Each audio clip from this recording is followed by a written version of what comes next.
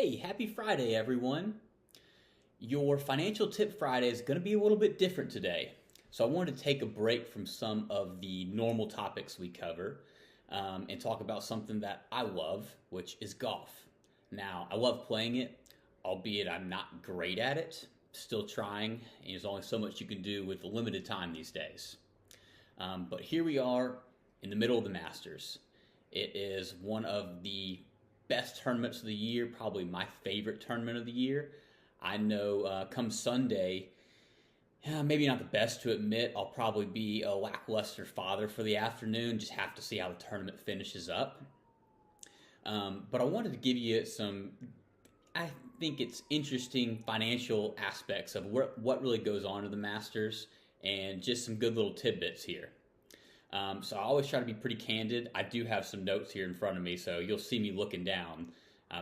Like I said, try to typically just talk, but not the case today. So I wanted to give you an idea for the economic boom that happens just in Augusta, Georgia. So this is almost like a cash tsunami that rolls into the town. So typically a town of about 200,000 swells to 250,000 visitors.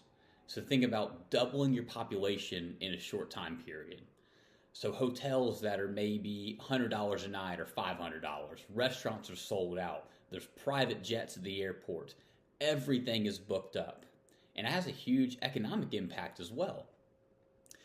So some experts have estimated that it's about 150 to 200 million economic surplus for Augusta, Georgia during that time period.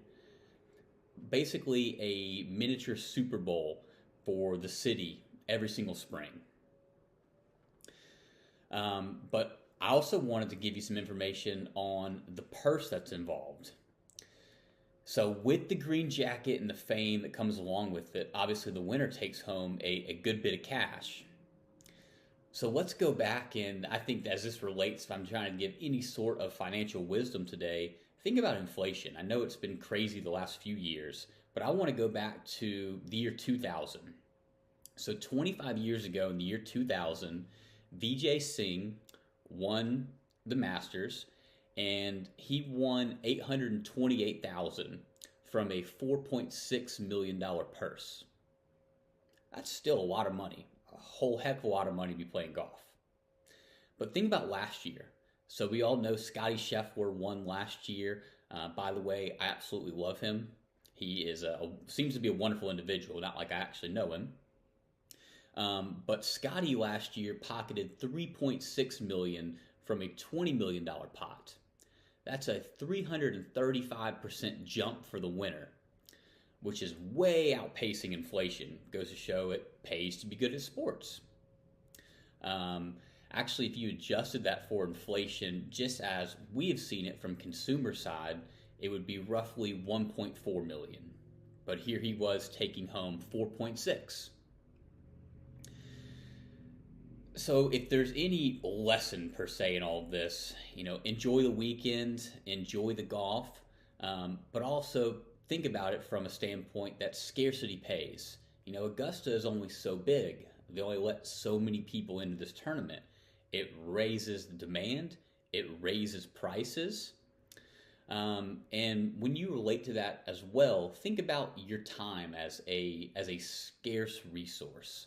There have been studies on time millionaires and time billionaires talking about how young you are, how old you are, how much time you have left. So if you think about some of your experiences now, compare it to maybe even going to the Masters. I encourage you to do some things that you maybe have been putting off and to enjoy yourself. But I hope you all have a wonderful weekend. You know where I will be come Sunday, and we'll see you next week. Take care.